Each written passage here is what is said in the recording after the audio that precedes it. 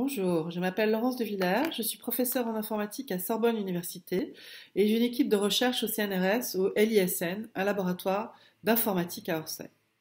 Je me suis intéressée à l'informatique sans savoir quel métier j'allais faire. Après un bac scientifique en 1980, des études en mathématiques, j'ai suivi la première maîtrise en informatique de Paris 7. J'ai ensuite fait un DEA en électronique à Saclay et effectué un stage sur le traitement automatique de la langue au CNRS. L'univers de la recherche était incroyable. C'était aussi le début de l'intelligence artificielle dite connexionniste, c'est-à-dire de l'apprentissage machine sur des architectures de réseaux de neurones.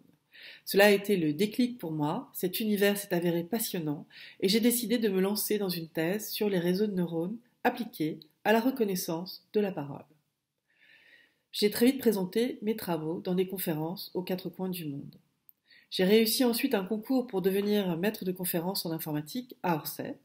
J'ai monté une équipe de recherche sur l'informatique émotionnelle, qui était un sujet nouveau dans les années 2000. J'ai soutenu mon habilitation à diriger des recherches sur cette thématique. Et j'ai réussi le concours de professeur à la Sorbonne. Je me suis engagée à partir de 2015 sur l'éthique de l'intelligence artificielle. Je suis membre du Comité national pilote d'éthique du numérique et du partenariat mondial en IA, incluant 25 démocraties, sur le futur du travail. La chaire pluridisciplinaire humaine que je dirige actuellement au CNRS porte sur la manipulation subliminale ou le nudge de ces systèmes d'IA. Le nudge est un concept proposé par Richard Thaler, prix Nobel en sciences économiques en 2017. Nous avons besoin de travailler sur des normes et des lois sur l'IA, sinon on pourra demain me manipuler en détectant les émotions dans ma voix, qui est mon sujet de recherche, pour changer ce que dit un chatbot ou un robot pour mieux m'influencer. Je travaille en parallèle de mes activités sur un projet de normes.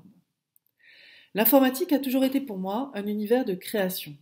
Le livre Les brins d'une guirlande éternelle de Douglas Hofstadter était mon livre de chevet durant ma thèse. Je me suis passionnée pour les sciences cognitives qui ouvraient à la réflexion sur les mécanismes les plus profonds qui régissent la pensée humaine.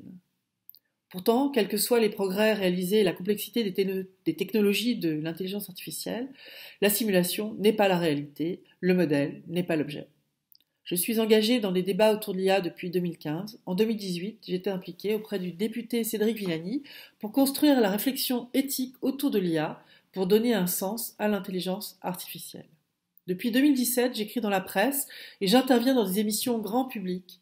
J'ai écrit Des robots et des hommes, mythes, fantasmes et réalités, en 2017 chez Plomb, Les robots émotionnels, santé, surveillance, sexualité et l'éthique dans tout cela, puis dernièrement, Vague IA à l'Élysée en 2022.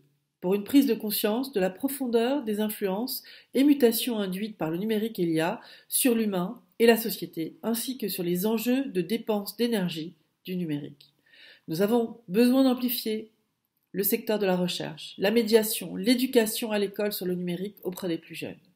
Depuis 2021, je suis présidente de la Fondation Blaise Pascal de médiation en informatique et en mathématiques.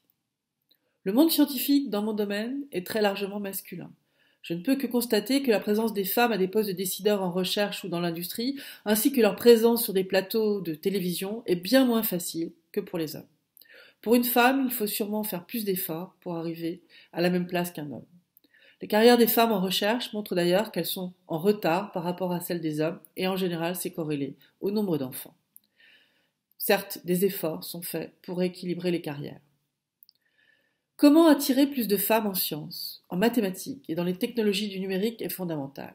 Travailler sur le numérique ouvre à plusieurs niveaux de co-création et nécessite la compréhension des enjeux éthiques en mixité, hommes et femmes.